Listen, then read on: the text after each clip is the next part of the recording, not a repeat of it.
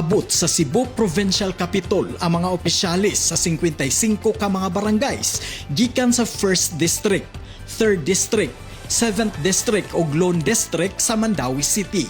Ang mga barangays ni dawat sa suporta nga gihatag sa Kapitolyo alang sa ilang mga priority projects. Gikalipay sa mga barangay kapitan ang bagong liderato ni People's Governor Pamela Pambari IV sa paspas nga aksyon sa paghatag sa ilang mga gihangyo nga proyekto. Sa pagkatinuod lang yun, honest to goodness, ako kanang makaduol masad ko before, but karon is she's really the people's governor sa pagkakaroon because mas sayon, mas kanang approachable gyud kayo ang kanang paggobyerno karon.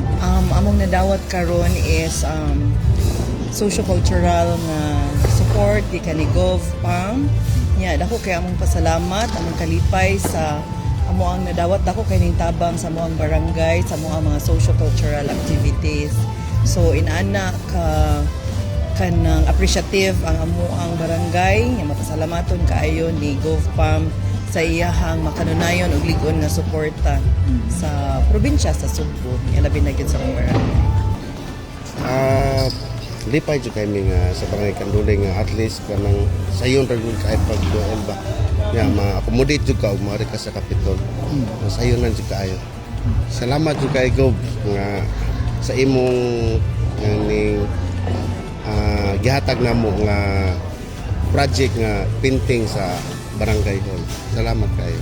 Dako kay ning tabang namo nga especially sa among barangay Cambaro nga affected jud sa tino o sa katong earthquake. So we will use this nga ma-repair namo ang certain offices sa among barangay. Thank you provincial government headed by our very lovely and active Governor Pambari IV for this initiative for barangays in Mandawi City. Dako kay ni siyang impact nga among magamit sa among tagsa-tagsa nga barangay sa Mandawi City. Sa bagong liderato, mahigugmaon ang Kapitolyo. Si Governor Pambari IV naglantaw sa paghatag og malambuon nga serbisyo sa Sugbo. Ako si Monching Auxtero sa bagong liderato, manginlabot magpakabana tungod kay ato ang Sugbo.